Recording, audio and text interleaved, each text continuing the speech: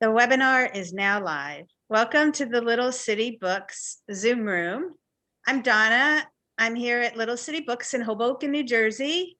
I own this bookstore with my friend Kate. Today we are welcoming schools from all over New Jersey. We have a couple schools in the Midwest.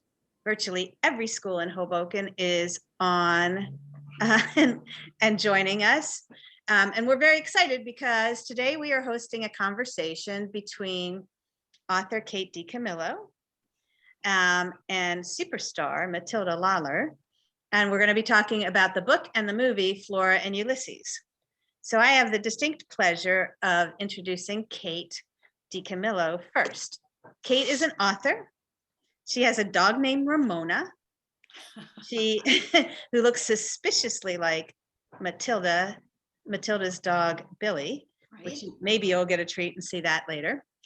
Kate's a Newbery Award-winning author. She writes picture books, chapter books, middle grade books, anthologies.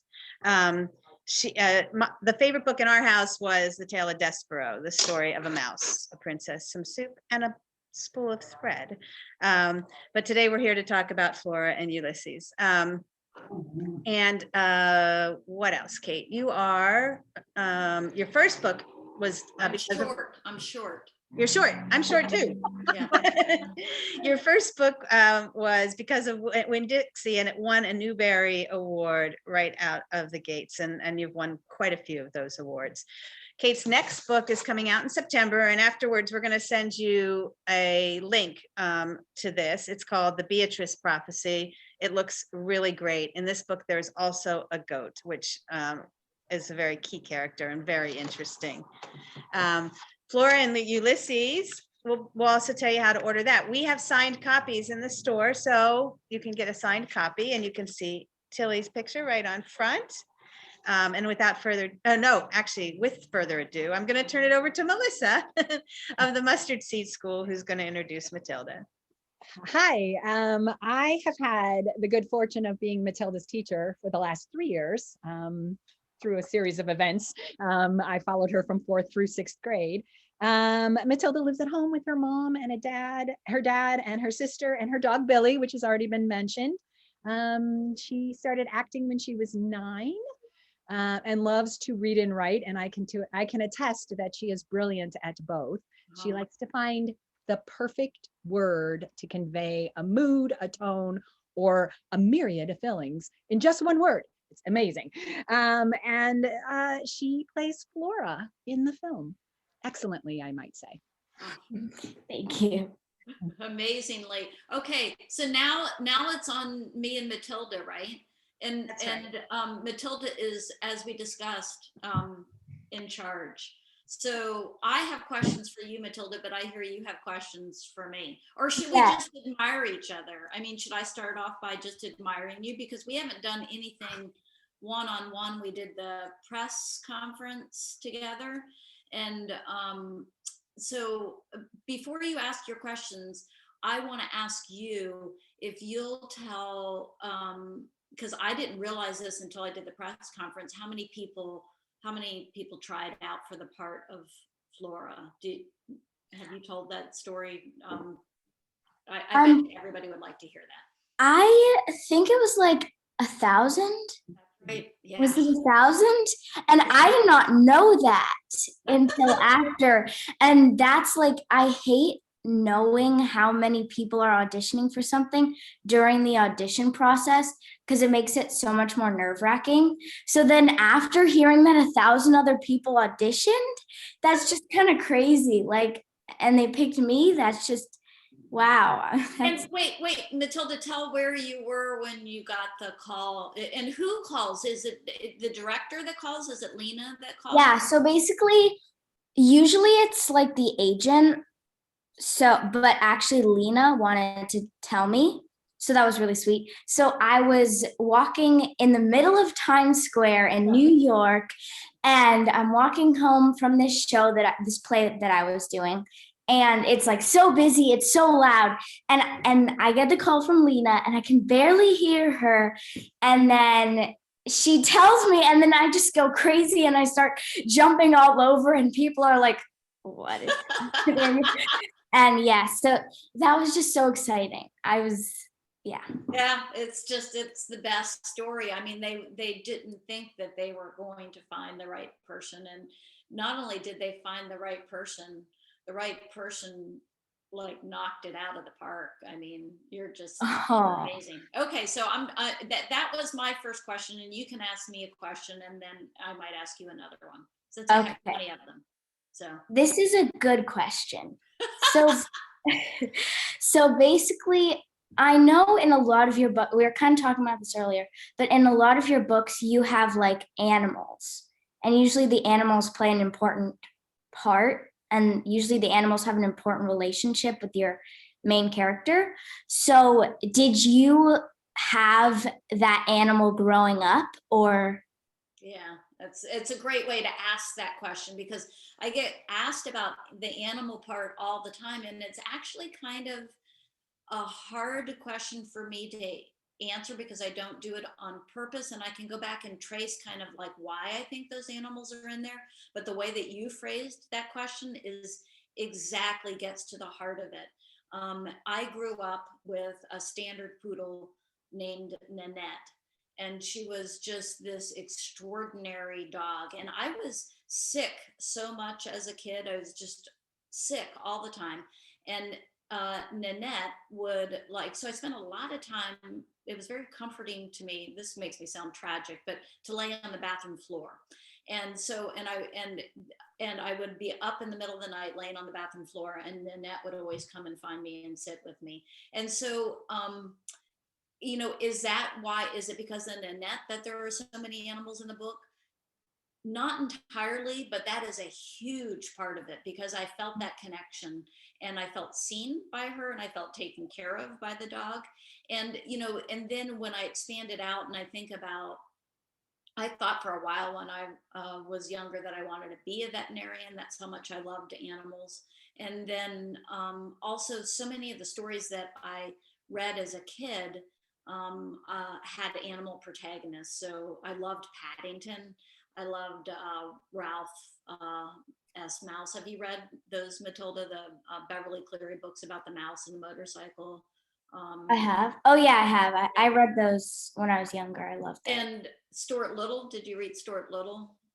Yes, I did. Yeah, so Yeah. I mean, just like those animal characters. And then there's one more thing that I think plays into it, which is we as human beings, sometimes we're wary of trusting each other.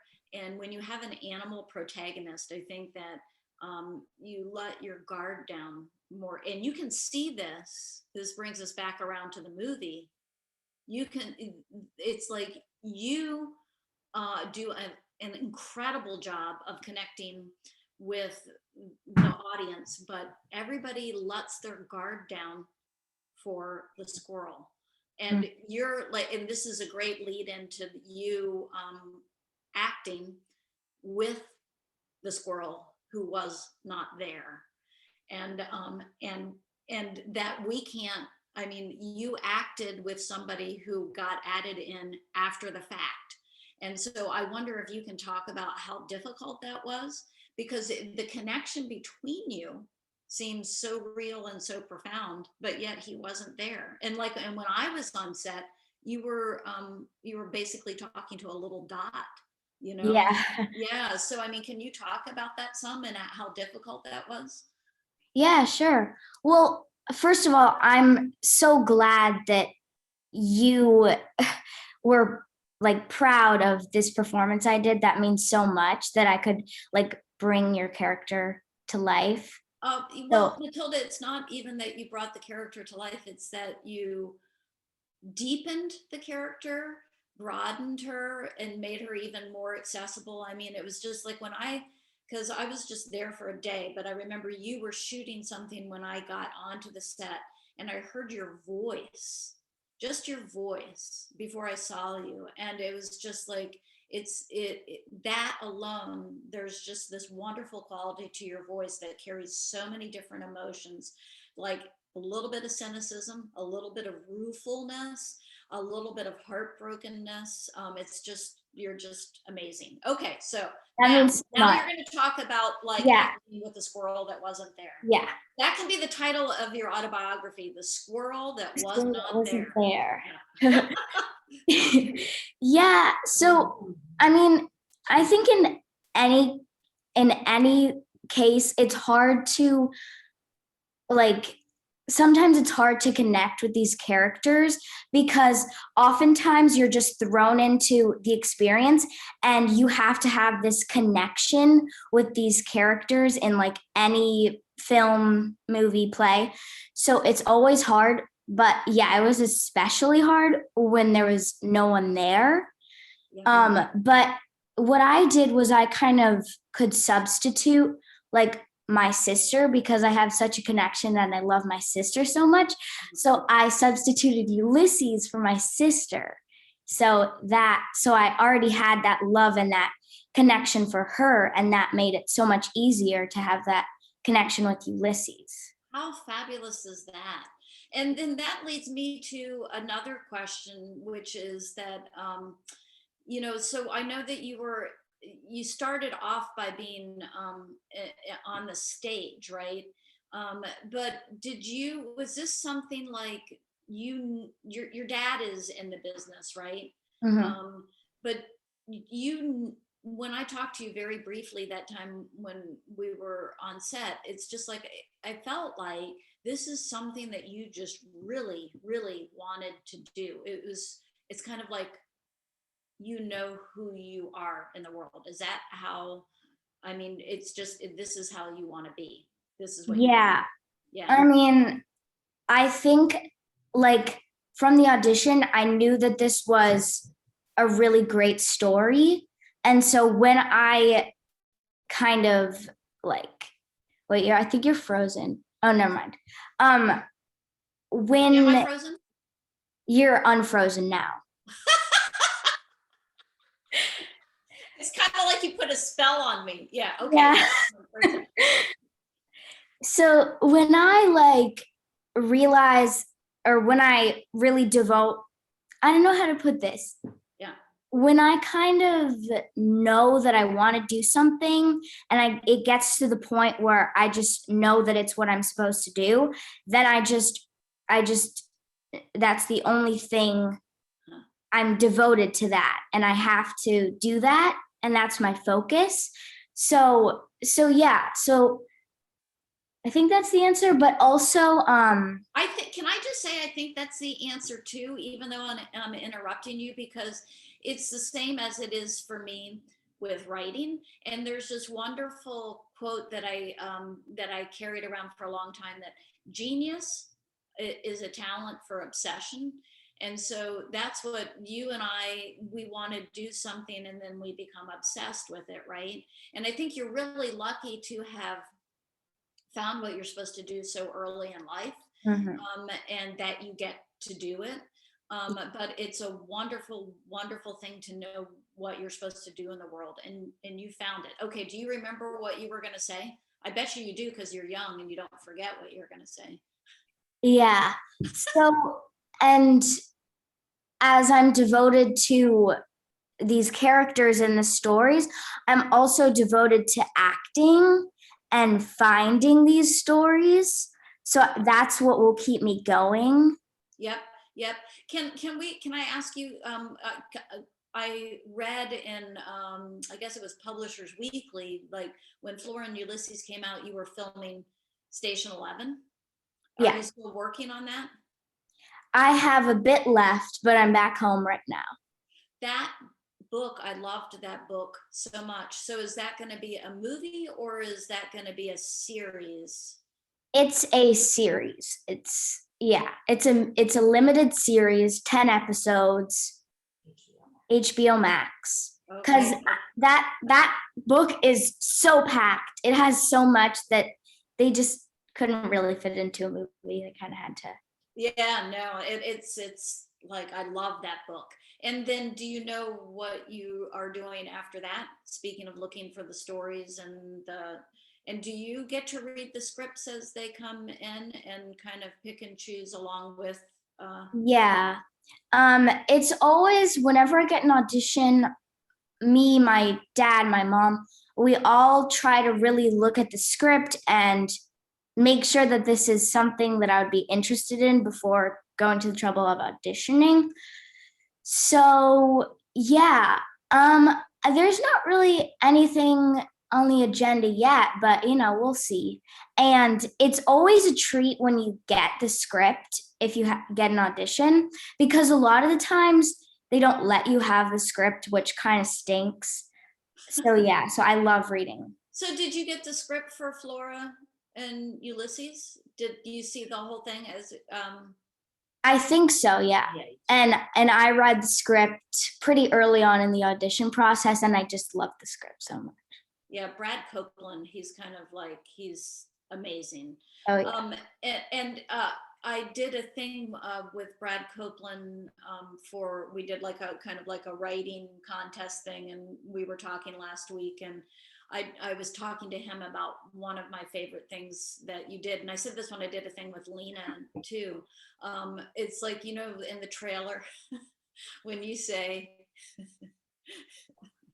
to Ulysses, that's not, you ask him if he can talk, right? Oh yeah.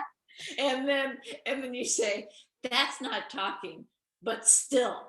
And yeah. No matter how many different times I try to say it, I cannot get all the emotion that you get into that one word, still. And that's what acting is. To me, it is summed up in that thing. And it's just like, and I can't do it. It's not my thing. But that everything, hope, wonder, joy, disbelief, is all like packed into that one word, still. Can you say that for me right now? Do you think you could do it? Sure. I'll be the squirrel. Okay. Okay, that's not talking, but still. Thank you. Thank you. That's great. Okay, what else do you want to talk about, Matilda? I've got more questions, but I've asked you a lot already, so you can ask me one if you want before we open it up. Okay, I'm trying to think of a question that I really want to ask. I've got a difficult one. I'm gonna ask you one. So okay. There's a lot of collaboration in movies and all this stuff. It's like a bunch of people working on this one piece of film, this one film. So have you ever collaborated on a book? Yeah, it's, again, let's just talk about what a brilliant question that is, because that's what always strikes me every time I go from my world into your world, is how many people are involved with each.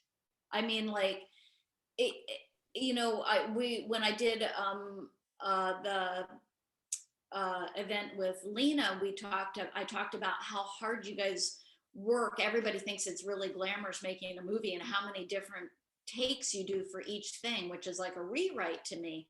And then we talked about Brad Copeland writing the script and how many times, and she said, I don't know, because there was the screenplay, and then once you guys start to act, then like he's rewriting from that point, even as you guys are acting, right? Depending on you, depending on Ben, and how all of that goes. So it's so different from sitting in a room in the dark by yourself. And so there's a lot of freedom in what I do, because it's like I can make anything happen and I don't have to question anybody about it.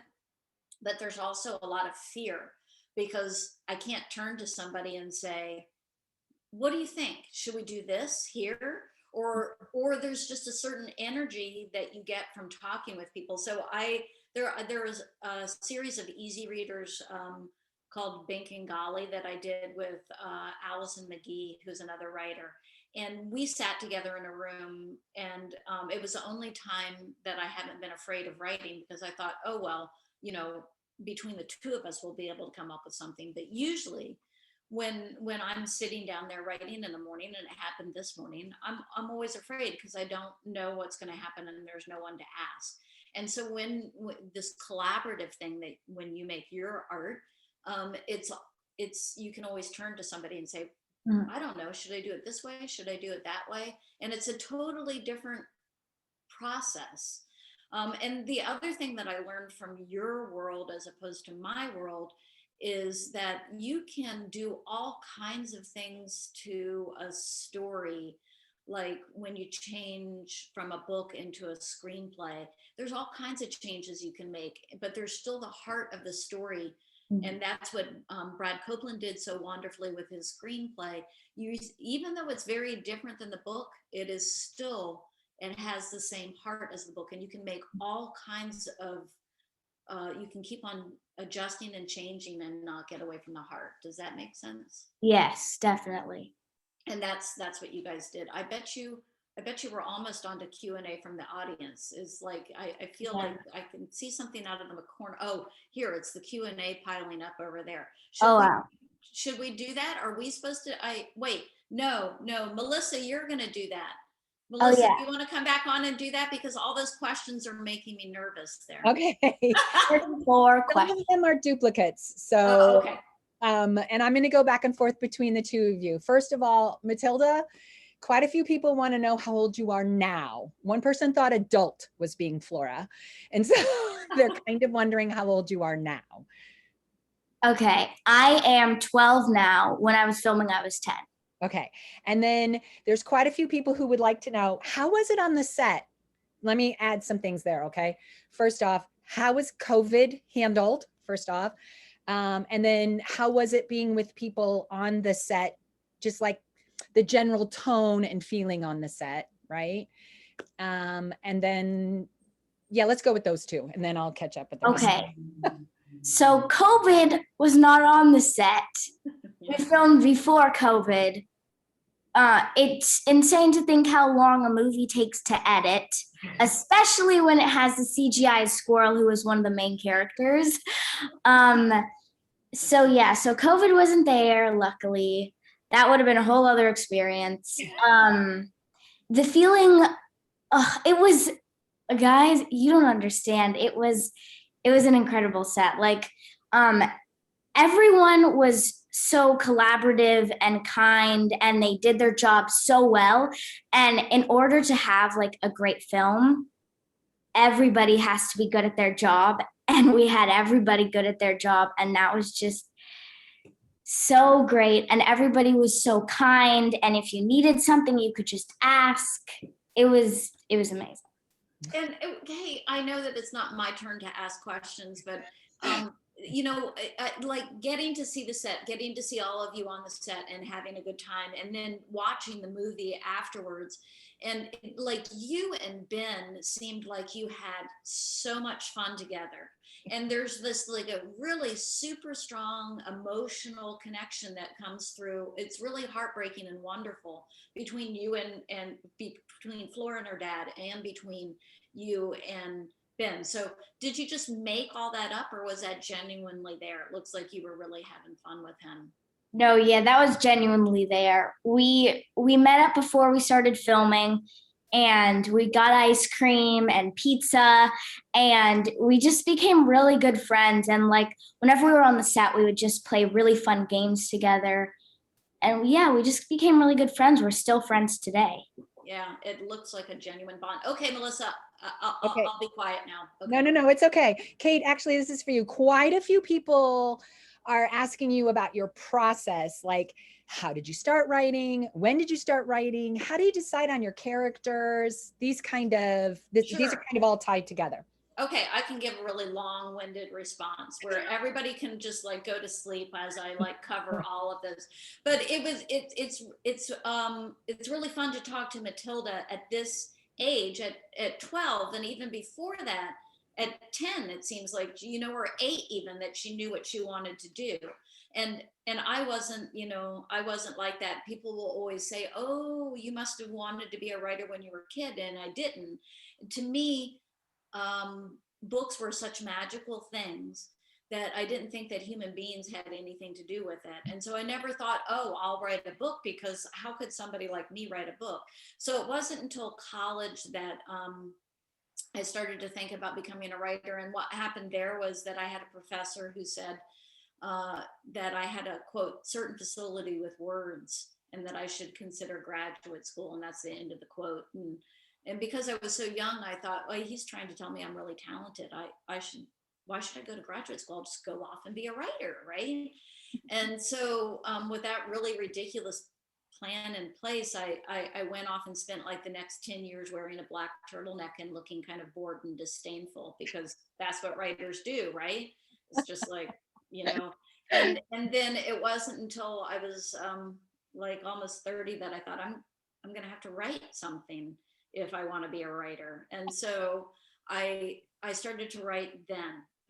I'm very much a late bloomer compared to Matilda, and I started out by thinking, okay, I'll just write 2 pages a day, because I knew that no matter what I was doing, I could kind of honor that commitment. I would have time to do 2 pages a day, and that's still what I do now. Is I just sit down and do it first thing in the morning before I do anything else. Yeah, that's fascinating. I would imagine that you have to like really be disciplined to do it. And then I'll follow up with that. A lot of people also, do you think there'll be a part 2 for Flora and Ulysses?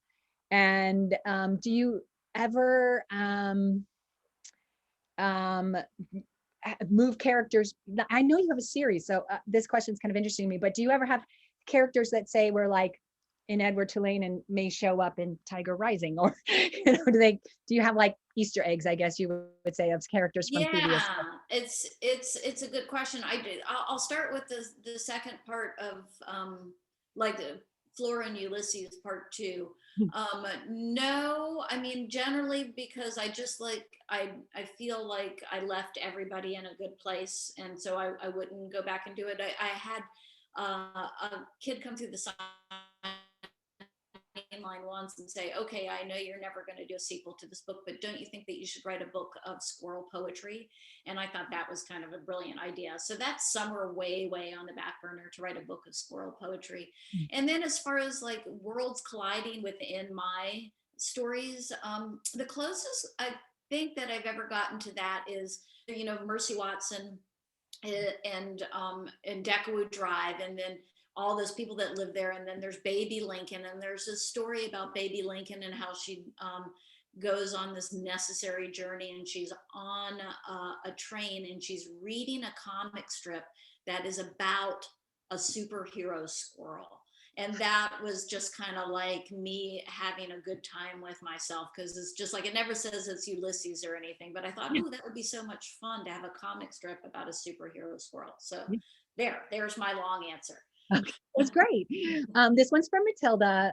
There's a lot of questions about your process with Ulysses, but also, did you ever like improvise while you were filming? Did you kind of just go with the flow and feel words come that were different from go off script, so to speak? That's a good question. Whoever asked that might know that Ben Schwartz is a big improv guy. So yeah, we were always very loose when we were filming, and like I hadn't done much improv before, but he kind of started to play around with that, and then I just kind of picked up on it, and we started to do that on set sometimes. And actually a lot of that ended up in the movie, because whenever we were improving, that was like where it was the most real. So yeah, a lot of that did end up in the movie, actually. That's thoroughly cool. Okay, and then I'm going to ask you one more question. There's a lot of questions about acting. So I don't know if this will be long or short, but how did you get into it? Why did you, was it hard to find an agent? How did you decide this was going to be your passion? I had no idea. Like when I was younger, my dad's an actor, and my mom used to be an actress. She's kind of a voiceover artist now. So it's always been like part of my family, something that's always been around, but I've always been like, no, I don't want to do that. Like my dad would be like, hey, you want to try out for this commercial? I'd be like, no, I don't want to do that. And I'd just be like, no, this is not my thing. And then this one audition came around, and it was for this play that was happening in Hoboken. And it was The Net Will Appear, and all my friends were auditioning. And I was like, I'm not going to get this. This is insane, but I'll try out because I love the script. So I tried out and I got the part. And that was so like, I was like, what? This is insane. I have no experience in acting. How did this happen? And so then I did the play, and I just realized how much I loved like going into a character and being able to be someone completely different and kind of being in the mind of someone else, how like fun that is and how important that is. So yeah, so then that's kind of how I realized it was something I loved. And then my agent came to see the show. And so he was like, hey, can I be your agent? And I was like, okay. That's not exactly how it went down, but yeah, anyway, so I have a manager and agent, and yeah, just auditions. I get auditions from them, and that's how it works. Yeah, you end up with a team. Kate, this one's for you. Let me see how I want to phrase this. Oh, I remember which one. How did it feel to see your book come to life in movie form? And then some people are wondering, will other books show up in movie form? I'm not sure if you're allowed to say, but someone is really interested to see Edward Tulane end up being a movie. So, yeah. So, I mean, it is, there's this thing, which goes back to early mornings here in this house and me in my office in the dark writing the story and kind of being afraid and not knowing what's going to happen. And so there's kind of like it's a trail of disbelief from those mornings, and having what I work on become a story, and that becomes a book that like somebody on the other side of the world can read. And then when you think about a movie and watching this thing that like, when I was working on Flora and Ulysses, it seemed so ridiculous. And well, let's face it, it is ridiculous. It's a squirrel who gets sucked up in a vacuum cleaner and turns into a superhero who writes poetry. It's ridiculous. And so it's like, there's a part of me that thinks, this is never going to work, right? And it will never even become a book. But then to watch those things that, like, there's this part early on in the movie where Ulysses is like, you get that kind of point of view of him where he's on his back. It's after he's been sucked up in the vacuum cleaner, and the trees and the sun, you know what I'm talking about, Matilda. And it's just like, and that's exactly the way I saw it in my head when I was writing. So it's what are the words for it? It's surreal. It's wonderful. It's also, I so love talking about how reading aloud, and Melissa, I know that you believe in this too, can connect. A classroom can connect to people. It even works across Zoom and virtually. Like, there's something so powerful about reading aloud. But by the same token, there's something so powerful about sitting and watching a movie together. It connects you. And to sit and watch this story that I wrote in the dark of my room, and to watch Matilda and that squirrel with my friends when this came out, it was a deeply moving and healing experience. So I think I've covered every angle of what it's like, Yeah, I know it brought me to tears. Right. It is a deeply, somebody, I don't know if you saw this, Matilda, but somebody had done a 10 best movies of 2021 so far, and they put Flora and Ulysses on there, and this person wrote about how they kind of cried their way through it. And there's something deeply affecting about this movie. And because I'm not a critic, I can't say what it is, but I just know that it manages to put its little furry paw right on your heart. Yeah, and a squirrel is something we see every day. I mean, at Church Square Park, there's like 900 of them. They're often trying to steal food from your plate. So, to see this amazing squirrel do amazing things and bring this family together, and then, you know, go to the next amazing, saying goodbye and go to the next amazing family. It's just, it really does, there's a sense of familiarity around it, right? And a love that's around it. So thank you for that. And so many people are asking, you said, I think you said at one point that you had about the animals, why you choose the animals, and you talked about, I can't remember, your standard poodle, and how that was your first pet that kind of influenced your love for animals and your understanding of animals. How do you decide the animals you choose? Yeah, you know, it's more like sometimes when I sit down to write, I think not what animal can I put in here, but I wonder if I can write a book that doesn't have an animal in it, because it's just like, I don't, they show up without me intending to. And I don't, it's just, it is, as much as I talk about it and can trace it back to all of those things, it is still mysterious to me. Not only how the animals end up there, but the whole writing process is kind of mysterious to me. And so I don't know where they come from. And, you know, I get so many letters from kids demanding that I use this animal or that animal. And I got a really angry letter from a kid a couple weeks ago about how rats were not inherently evil, you know, because of Despero, and laid out all the virtues of rats. And I wrote her back and I said, I know. I know, I'm sorry. And, you know, but every story, usually there's a villain. And this one, right, Matilda, it's the cat, which is where I always lose it in this movie, when I like literally fall off the couch laughing at those scenes with Danny and the cat. Oh my gosh, Danny did such a good job. I know.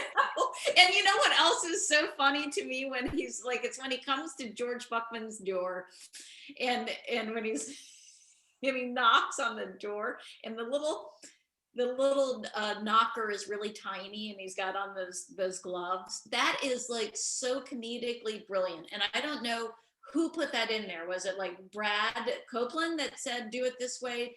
Did Danny say, I want a little tiny door knocker on the door? I don't know, but it's just like all those moments. And that's one of the things that's so spectacular about this movie, is like all the details. I mean, and it's just like every detail has been thought out and is either funny and or has so much heart in it. So okay, I'll stop talking now. What else have you got, Melissa? I feel sorry for you having to go through 99 plus questions, you know. It's okay. I thought this was a brilliant question, and it's for both of you. Matilda, what are your favorite books or a series that you particularly enjoy? And then Kate, they have the same question for you. They are fine if you tell them that it's some of your books, but maybe there are other other authors or books that you enjoy as well. So Matilda, why don't you kick us off? So I'm a big fan of dystopian books. Like, I was just really into that in in 5th grade and now in 6th grade. I think that's just kind of my age range too. So I love the Hunger Games. I was very, very obsessed with the Hunger Games. My profile picture is the Mockingjay. And yeah, so the Hunger Games, I love the Divergence. Yeah, so those kind of books. And oh wait, so Matilda, did you read Station 11 in book form? You know, because it's dystopian basically. Yes, And I did you love it as a book? I loved it, although it's been a bit since I read it, and it's a very dense book. So Yeah. I really want to read it again. I think it's one of those books where you kind of have to read again, but I did love it. I love. And so what do I read?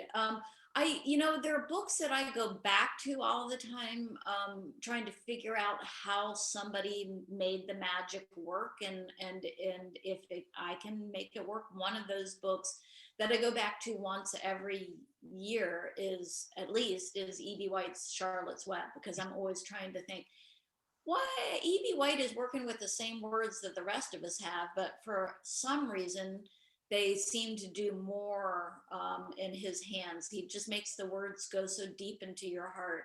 So I always go back to that. I go back to like a lot of Eudora Welty short stories and Flannery O'Connor short stories. I reread all the time. And I also, I love Frog and Toad. And that is like reading poetry. And I will go back and reread those with the same way that I reread E.B. White, thinking, okay, how do you do that? How do you put so much into so few words? So, and I am, when people ask me what I do for a living, I'm always happy to say writer, but how I think of myself in the first way I define myself is as a reader. It's like, that's who I am in the world. And that's how I make sense out of the world, which leads me to a question. If I can just add to the 99 plus there, for Matilda, do you think, because Melissa said you like words and you like writing, do you think that you would ever write a screenplay? Yeah, yes, definitely. I love writing. It's just something it's very calming to me. And I don't know, I would definitely write a screenplay. That's kind of a cool idea. Yeah. And here's another question. So do you keep a journal? Do you have any kind of notebook that you carry around with you? Yeah, I do actually. I keep a diary, and yeah, writing has always been a way for me to get my thoughts out and kind of clear myself and clear my mind. And it's funny that you say screenplay, because usually when I read books, I imagine it as a movie, and I imagine it, I'm like, oh, it would be so cool if they had this big shot over here. It'd be so cool if, because I think of it that way. Yeah, absolutely. And even if we're not Matilda, so many of us, and I mean, scientists have done research on this. Like, I think it's something like 70% of us, when we read, we see the whole thing unfolding. Not necessarily like a movie. We don't have all the language that you have about wide shot and all of that. But it's something that I talk about when people raise their hand and say, why is the movie different than the book? And it's like, well, one, they're two different art forms, so there are different rules that you have to do. But also, everybody who's reading a book is seeing their own movie, and your movie is different than everybody else's movie. So it's like, there's no way that the movie that you see and when you're reading is going to be the movie that somebody. It's a very personal kind of thing. That's so true. Mhm. Mhm. Melissa, what else have you got? Well, You got all of them? yeah, there's a lot. Matilda, they want to know, were there any bloopers from this movie? Yes. They could probably have a pretty long blooper reel. I think there were just a lot of moments where we just started laughing. Like we just made each other laugh all the time. And that kind of gives you an idea of how the set was, because it was always our goal to make each other laugh, and it was just such a fun talk about time. And then Matilda, I know there's still a lot of questions about Ulysses, and I know something that you haven't talked about is that you did indeed train with a rat or two, correct? Yes. It's funny that Kate talks about this kid who gets really mad about rats being like this evil thing, because I kind of feel that way too, how like rats are always just the villain, because rats are they're very smart. And so basically, to prepare for Ulysses, obviously I couldn't bond with a squirrel, so they brought in a rat. And I just had a couple sessions where I just hung out with the rat. I held the rat, I fed the rat. We really bonded, actually. And I tried to convince my dad to adopt the rat, but didn't really work out. But how would Billy feel about that? I know, I'm sorry, Billy. I can't talk for Billy, but I can tell you Ramona would not be super happy if a rat came in here and I started talking to the rat instead. Yeah, I know. Billy would probably get kind of jealous too. Yeah. Kate, I just wanted to, there's Billy. Oh, Billy. I just wanted to tell you that Frog and Toad are highly regarded and read over and over and over again from our preschool all the way up, and often brought out in different conversations we have as adults with children. Yeah, And it's like poetry. Mhm, It's like philosophy. mhm. It's funny. It's just like you can study those. They're like Zen cones. You can study them and think, how do you do that? Yeah. Yeah. Um, So this one's kind of funny for me, and I'm kind of tweaking it a little bit so you both can think about it. If you did a Marvel movie or got offered a Marvel movie, who would you like to be, and what would you write? Who would you make the superhero, Kate? wow. I can't. I mean, like, give that one to Melissa. It's like no one's ever gonna ask me to do a Marvel movie. I mean, already, it's just like I'm a disappointment because it's a squirrel that writes poetry. I think poetry writing is a really good superhero, by the way. Super heroic thing to do, but generally the world doesn't necessarily feel that way. They're pretty brilliant.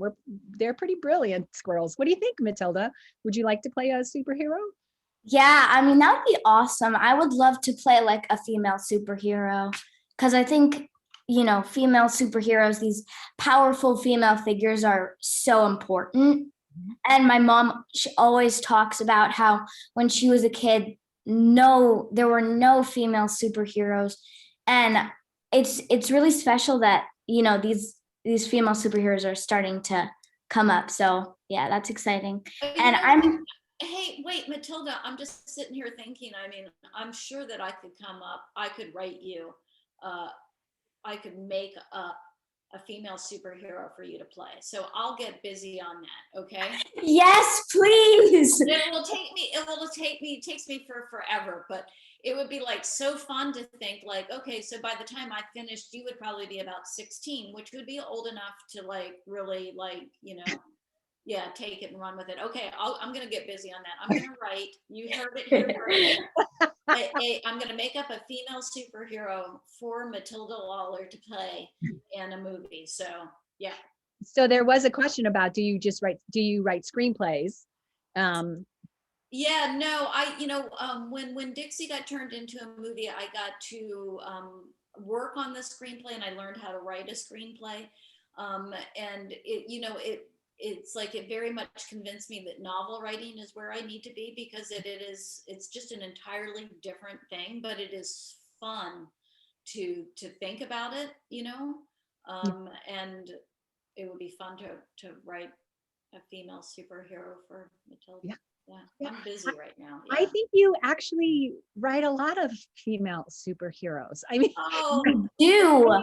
that's a beautiful point, Melissa. That's a beautiful point. Wow, you're a good moderator. Flora, That's really good. Flora was kind of a female superhero in a way. Yeah. Oh, yeah. That's really, really true. yeah. Yeah. And because of Yeah. Winn-Dixie and the females that are in Tale of Despero, they each have a really, I mean, Miggery and they just have a really, they impact the book as a whole too, so It's a good point. I wonder, since you have kind of you speak of Beverly Cleary, right? And Ramona is the name of your dog, who was such a kind of a superhero for many generations. If that's ever impacted you in your writing a little bit.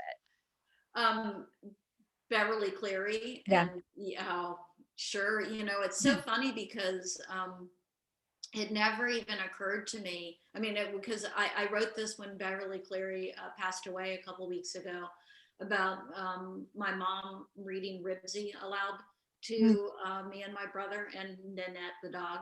And it's like, it wasn't until long after Winn-Dixie was published that I could see that there's a real through line between Ribsy and Winn-Dixie, but it never occurred to me when I was writing it, or even way after it was published. It took me a long time to see it, but absolutely, absolutely influenced not only, the thing that Beverly Cleary did so brilliantly is that she like understood the human heart in a child, and she just tapped into that in a way that very few people are able to do. A lot of people can imagine, a kid would do this, a kid would do, but she just knew it emphatically and made us all feel it. So, yeah. So last question.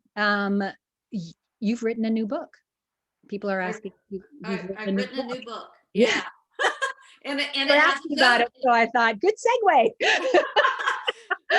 and it has a goat in it, and it comes out in September. And gosh, I have to say, Matilda, it would be great. You'd be too old by the time this comes along, but it's just like I can see you playing this. That the main character's name is Beatrice, and I can see you doing that. But that's that. Yep, that's a different story. Yeah. Yes, and in the meantime, this is a good way to wrap up. Let's do this. That every time somebody is reading a book, you're never reading it alone. It is such a way to connect. And I think that everything that's happened to all of us in the last year has like made books and movies and that a way to connect and to find each other even more powerful. So I'm so grateful for people who read and people who read to each other and people who laugh at squirrels. So yeah.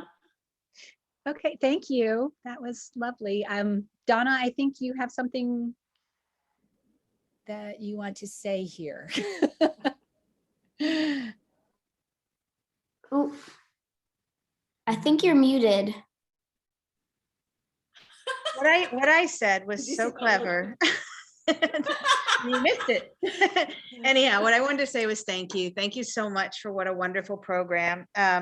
Kate, there will be a huge market for a squirrel poetry book here in Hoboken, and I would be happy to order several cases of that book. But Beatrice is quite a medieval superhero, and Matilda, you should be happy you're going to be too old, because you would have to shave your head if you wanted to play her in the movie version. But look out for this book. It's coming in September. And remember, we have signed copies of the movie version of Flora and Ulysses with Matilda's gorgeous face on the cover. But again, thank you all for coming. And when we can have a lot of people in the store, we're going to screen the movie here, and we'll have a big watch. Excited to have been able to host this, and Kate, what a true honor to have you join us in our bookstore. And Matilda, welcome back to Hoboken, and congratulations on your movie. And again, thank you all so much. Thank you. It was an absolute pure deep delight. And Ramona didn't bark once through the whole thing. Amazing. And tell Billy that I said hey. And Melissa, thank you for fielding all the questions for us. And Matilda, I'm your biggest fan. So I'm yours. all right. Thanks, you guys. Thank you. Bye. Have a good day, everybody.